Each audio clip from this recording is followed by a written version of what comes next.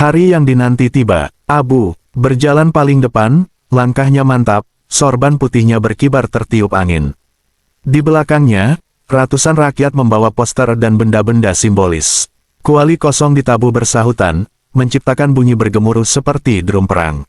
Anak-anak meniup botol kosong seakan itu seruling. Orang-orang berteriak, "Kami lapar! Kami lapar!" Abu berhenti sejenak di tengah jalan, lalu berseru, "Wahai Raja, dengarlah suara perut rakyatmu." Suara ini lebih nyaring dari terompet istana. Suaranya menggelegar, disambut sorak-sorai. Rakyat yang tadinya takut kini berani, karena Abu berdiri paling depan.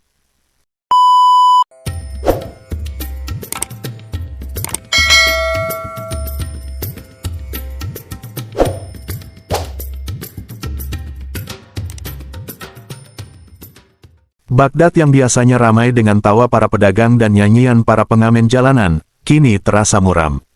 Pajak kerajaan yang semakin tinggi telah membuat hampir setiap keluarga menjerit. Harga roti naik 2 kali lipat, gandum sulit ditemukan, kain tenun hanya bisa dilihat oleh orang kaya. Sementara itu, para pejabat istana justru semakin mewah hidupnya. Mereka mengendarai kuda-kuda gagah, berpakaian dengan sutra mahal, pesta jamuan selalu ada setiap pekan. Abu Nawas, yang sehari-hari hidup bersama rakyat kecil, mendengar keluh kesah hampir di setiap sudut kota. Di pasar, seorang penjual kurma mengadu, "Aku terpaksa menjual dengan harga tinggi, tapi tetap rugi. Pembeli sudah tidak sanggup lagi." Di warung kopi, seorang ayah berkata lirih, "Anak-anakku hanya bisa makan sekali sehari." Bahkan para pengemis di jalan pun semakin kurus, sebab orang-orang sudah tidak punya sisa untuk memberi. Abu hanya mendengarkan, mengangguk pelan, lalu berkata dalam hatinya, "Kalau begini terus, rakyat akan mati bukan karena lapar, tapi karena pajak." Kata-kata itu menyebar seperti bisikan di antara rakyat, membuat mereka sadar bahwa penderitaan mereka sama. Abu tahu, ini saatnya melakukan sesuatu. Tapi bukan dengan pedang atau pemberontakan. Ia akan melawan dengan caranya, jenaka, cerdik, tapi menusuk hati. Suatu sore di warung kopi dekat pasar, Abu duduk di kursi reyot sambil mendengarkan orang-orang mengeluh. Pedagang sayur, tukang roti, tukang kuli, semuanya bercerita tentang penderitaan mereka. "Kalau begini terus, kita akan habis," kata seorang pedagang kain dengan wajah muram. Abu meneguk tehnya perlahan, lalu tiba-tiba tersenyum nakal. "Kalau begitu, biar aku yang memimpin," katanya tenang. Orang-orang menoleh kaget. "Memimpin apa, Abu?" tanya seorang ibu. Abu menjawab, "Memimpin demo ke istana." Keributan pun pecah. "Apa kau sudah gila? Demo ke istana? Kita bisa dihukum pancung," seru seorang pedagang. Abu mengangkat alisnya, "Justru itu serunya. Kalau kita diam, raja mengira semua baik-baik saja. Kalau kita bersuara, setidaknya ia tahu perut kita bernyanyi karena lapar." Orang-orang terdiam, antara takut dan penasaran. Abu melanjutkan, "Kita tidak akan membawa pedang. Kita bawa kuali kosong, kendi pecah, karung bolong. Kita tunjukkan, itulah isi rumah rakyat. Lebih nyaring daripada teriakan, lebih keras daripada tombak." Perlahan, mereka yang tadinya ragu mulai tertawa kecil, lalu bersemangat. Ide gila Abu ternyata menyentuh hati mereka. Keesokan harinya, Abu mengumpulkan orang-orang di lapangan dekat pasar. Ia meminta mereka membawa barang-barang bekas sebagai simbol penderitaan. Ada yang membawa kuali besar tapi kosong, ditabuh seperti gendang. Ada yang membawa kendi pecah, diguncang agar berbunyi. Ada pula yang menyeret karung gandum berlubang sehingga butir-butir yang tersisa jatuh di jalan. Abu sendiri menulis poster dengan kalimat satir, "Kami lapar bukan karena malas, tapi karena pajak Raja rakus." Ia juga menuliskan, "Koin kami tinggal bayangan, tapi pajak tetap ditagih." Orang-orang membaca dan tertawa getir. Poster itu jenaka tapi menyayat hati, karena mewakili keadaan mereka. "Dengar baik-baik," kata Abu dengan suara lantang, "kita tidak datang untuk menyerang. Kita datang untuk mengetuk hati. Jika raja punya hati, ia akan mendengar. Kalau tidak, setidaknya sejarah akan menertawainya." Semangat rakyat menyala, jumlah mereka bertambah, dari puluhan menjadi ratusan. Pedagang, tukang kuli, ibu rumah tangga, bahkan anak-anak ikut serta. Baghdad belum pernah melihat kerumunan sebesar itu. Dan semua mata tertuju pada sosok sederhana dengan sorban kusam, Abu Nawas. Hari yang dinanti tiba. Abu berjalan paling depan, langkahnya mantap, sorban putihnya berkibar tertiup angin. Di belakangnya, ratusan rakyat membawa poster dan benda-benda simbolis. Kuali kosong ditabuh bersahutan, menciptakan bunyi bergemuruh seperti drum perang. Anak-anak meniup botol kosong seakan itu seruling. Orang-orang berteriak, "Kami lapar! Kami lapar!" Abu berhenti sejenak di tengah jalan, lalu berseru, "Wahai raja, dengarlah suara perut rakyatmu." Suara ini lebih nyaring dari terompet istana. Suaranya menggelegar, disambut sorak-sorai. Rakyat yang tadinya takut kini berani, karena Abu berdiri paling depan. Sepanjang jalan, pedagang menutup kiosnya dan ikut bergabung. Pemuda-pemuda yang biasanya hanya duduk santai kini ikut mengangkat obor. Suasana Baghdad mendidih, bukan dengan amarah membabi buta, melainkan dengan satir dan simbol cerdas. Rombongan rakyat bergerak seperti arus sungai, semakin lama semakin deras, menuju satu tujuan, Istana Raja. Bagi Abu, ini bukan sekadar demo. Ini adalah pementasan besar, di mana rakyat menjadi pemain, dan raja adalah penonton yang harus membuka mata. Ketika rombongan tiba di halaman istana, para prajurit segera siaga. Tombak diangkat, kuda-kuda dipacu ke depan, wajah para penjaga tegang. Seorang perwira berteriak, "Apa ini keributan? Siapa pemimpinnya?" Dari kerumunan, Abu maju dengan langkah santai. "Ini bukan keributan," katanya lantang, "ini suara rakyat yang lapar. Dan akulah pemimpinnya, Abu Nawas." Prajurit terdiam, mereka mengenal nama itu. Abu adalah orang yang sering membuat raja pusing, tapi juga sering membuatnya tertawa. Mereka bingung, harus menangkap atau membiarkannya. Sementara itu, rakyat terus menabuh kuali kosong, suara dentumannya bergema hingga ke dalam istana. Poster-poster diangkat tinggi, kalimat-kalimatnya menohok, "Jika raja lapar, makanlah pajakmu sendiri," atau "Kami sudah bayar dengan tangisan, apa belum cukup?" Para menteri mengintip dari jendela, wajah mereka pucat. "Jika ini dibiarkan, bisa berbahaya," bisik salah satu. Tapi Abu tahu, inilah saatnya. Ia tidak datang untuk membuat kerusuhan, tapi untuk memaksa istana melihat kenyataan, bahwa di balik dinding megah, ada rakyat yang hanya ditemani kuali kosong dan perut yang bernyanyi. Sorak-sorai rakyat menggema, bunyi kuali kosong dan kendi pecah seperti gendang perang. Dari singgasananya, raja merasa gusar. Ia memukul lantai dengan tongkat emasnya. "Siapa yang berani mengganggu istanaku?" teriaknya. Seorang pengawal masuk terburu-buru, wajah pucat. "Tuanku, ini bukan sekadar keributan." Rakyat datang berbondong-bondong, dipimpin Abu Nawas. Nama itu membuat raja terdiam sejenak. Abu selalu hadir membawa masalah, tapi sekaligus jawaban. Dengan suara berat, raja memerintahkan, bahwa dia masuk. "Aku ingin tahu, apa lagi ulahnya kali ini?" Gerbang istana dibuka. Abu berjalan perlahan, diiringi sorak rakyat. Ia melangkah tenang ke hadapan raja, menunduk sopan, lalu tersenyum nakal. "Ampun, tuanku, jangan marah. Ini bukan ulahku semata. Ini jeritan rakyatmu. Kalau perut di istana penuh makanan, lihatlah pasar yang hanya penuh kelaparan." Raja menatap tajam. "Kau berani mengajariku tentang rakyatku?" bentaknya. Abu menatap balik dengan tenang. "Bukan mengajari, tuanku. Aku hanya pembawa pesan. Jika telinga tuanku tak mau mendengar, mungkin suara kuali kosong di luar itu lebih jelas." Kata-kata itu menamparkan keheningan istana. Para menteri saling pandang, tak berani bersuara. Suasana menjadi tegang, seakan satu kata bisa menyalakan api pemberontakan. Raja mencondongkan tubuhnya. "Jadi menurutmu, akulah yang membuat rakyat lapar?" Abu menjawab datar, "Bukan menurutku, tuanku. Dengarkanlah sendiri suara mereka." Raja mengerutkan kening. Amarah memuncak. "Kau menuduhku rakus." Suaranya menggelegar. Abu tersenyum tipis, "Aku tidak menuduh. Aku hanya menunjuk cermin. Rakyatlah yang menuliskan kata itu di poster mereka. Jika tuanku tersinggung, mungkin itu tandanya kata-kata itu benar." Para menteri hampir tersedak. Bagaimana mungkin ada orang berani bicara seperti itu di hadapan raja? Namun Abu tetap santai, seolah ia sedang berbincang di warung kopi. "Tuanku," lanjutnya, "jika istana hanya mendengar pujian, ia buta. Tapi jika mau mendengar keluhan, barulah ia bisa disebut bijaksana." Kata-kata itu menusuk jantung raja. Ia ingin marah, tapi hatinya juga tahu Abu ada benarnya. Ia menoleh ke arah jendela, suara rakyat masih menggema. Perut kosong mereka bersuara lebih nyaring daripada trompet perang. Dan dalam diam, Raja mulai ragu pada dirinya sendiri. Raja akhirnya berdiri dan berjalan ke balkon istana. Dari atas, ia melihat lautan rakyat memenuhi halaman. Poster-poster berwarna seadanya terangkat tinggi. Kalimat-kalimatnya sederhana, tapi menohok, kami bayar pajak dengan angin.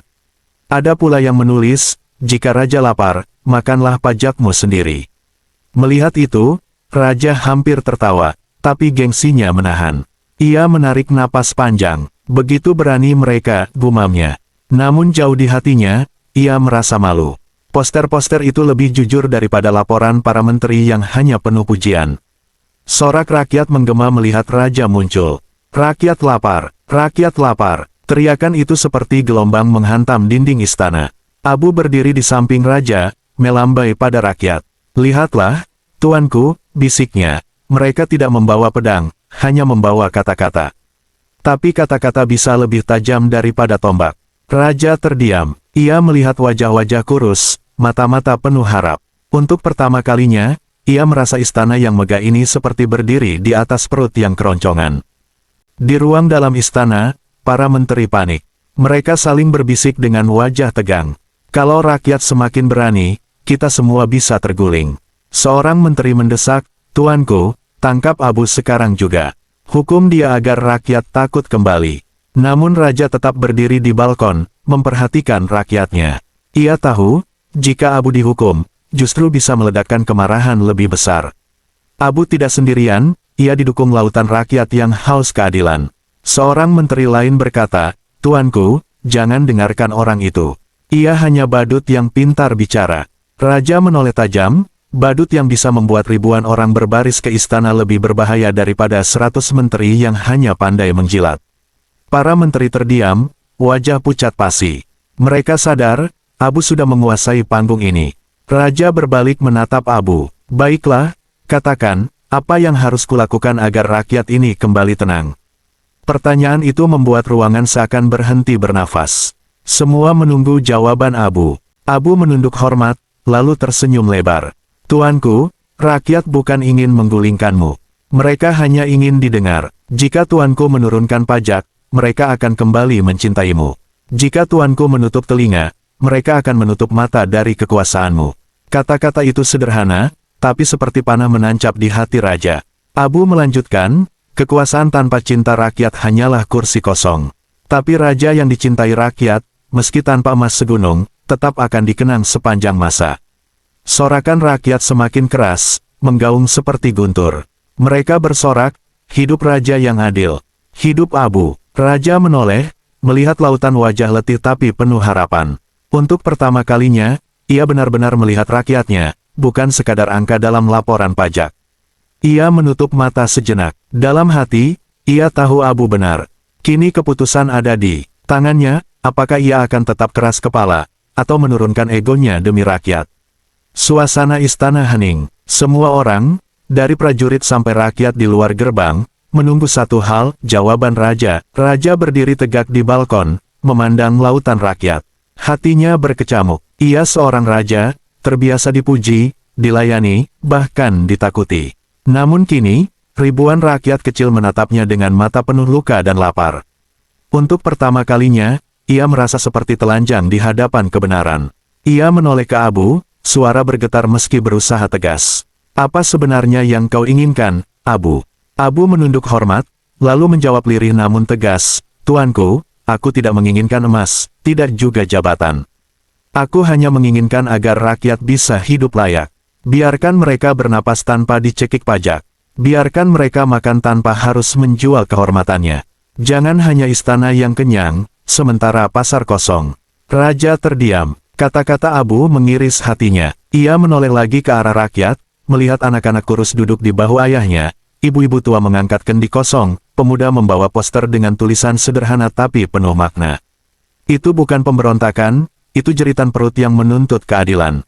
Abu, kata raja dengan suara melembut, kau benar.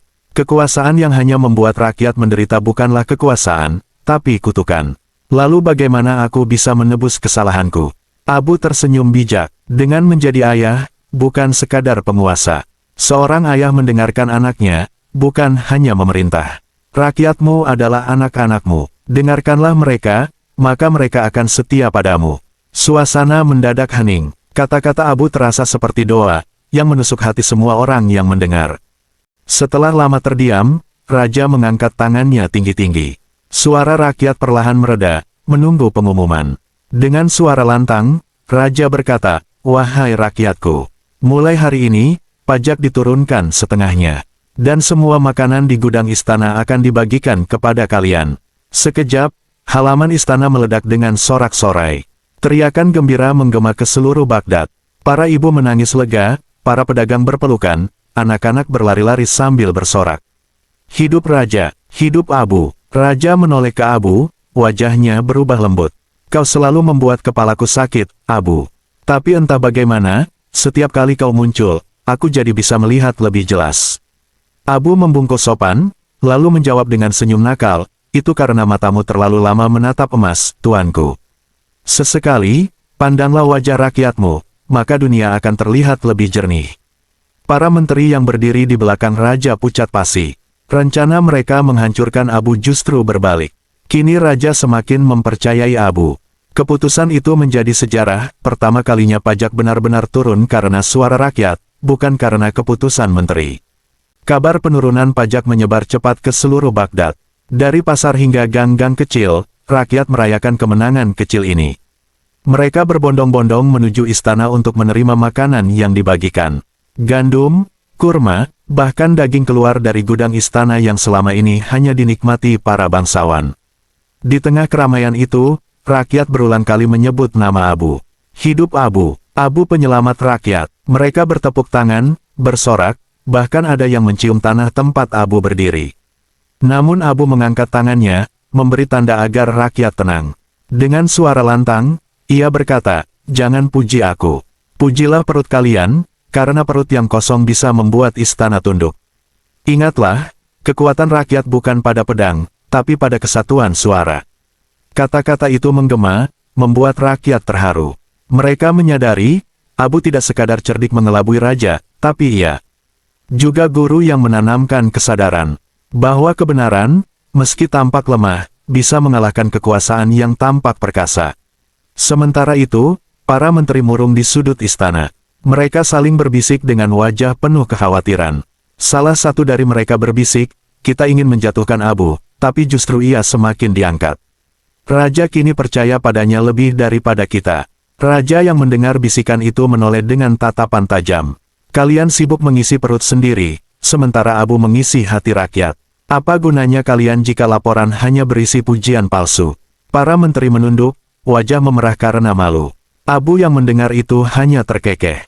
Ia mendekati raja dan berkata pelan, "Tuanku, jangan hukum menteri-menterimu. Mereka hanya lapar cara, bukan lapar perut. Biarlah mereka belajar dari hari ini, bahwa kata-kata rakyat lebih berharga daripada 1000 laporan indah." Raja mengangguk pelan. Dalam hati, ia tahu Abu bukan sekadar penghibur istana, melainkan guru yang mengajarinya tentang makna keadilan.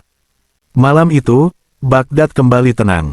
Api unggun rakyat menyala di gang-gang, mereka makan bersama, tertawa, dan bernyanyi. Abu kembali ke rumah sederhananya, duduk di tikar usang sambil tersenyum puas. Seorang tetangga bertanya, "Abu, bagaimana kau bisa berani menentang raja dengan demo seperti itu? Bukankah itu berbahaya?" Abu tertawa kecil, "Sahabatku, aku tidak menentang raja. Aku hanya mengingatkannya. Demo ini bukan untuk menjatuhkan, tapi untuk menyadarkan. Kadang, kuali kosong lebih nyaring daripada 1000 terompet perang. Dan kadang, satu suara rakyat bisa lebih kuat daripada 1000 pasukan." Malam semakin larut. Abu berbaring di tikarnya, memandang bintang-bintang di langit Baghdad. Ia bergumam, "Hari ini rakyat kenyang, raja sadar, dan aku masih tetap Abu Nawas yang sama. Besok, siapa tahu masalah apa lagi yang akan datang. Tapi biarlah, selama akal masih ada, tak ada istana yang terlalu tinggi untuk dijangkau." Dan begitulah, kisah Abu Nawas memimpin demo ke istana raja menjadi legenda yang diceritakan turun-temurun, kisah tentang keberanian, kelucuan, dan kebijaksanaan yang mampu mengguncang singgasana dengan cara paling sederhana, suara rakyat yang bersatu.